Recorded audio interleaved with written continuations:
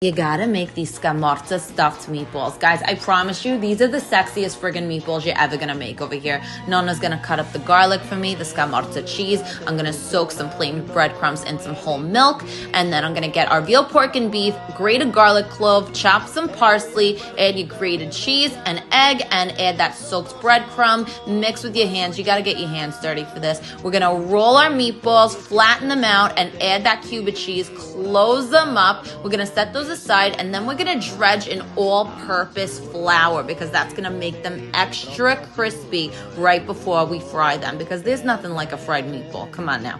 Now we're gonna fry them till they're golden brown. Now we're gonna make a little sauce over here, just some EVOO, our garlic, passata, add a little bit of water, shake out the jar, add some salt, some basil, bring that to a boil, and add your meatballs to the sauce. Cook 15 to 20 minutes. Guys, these are so good. Full recipe on cookingwithnonna.com.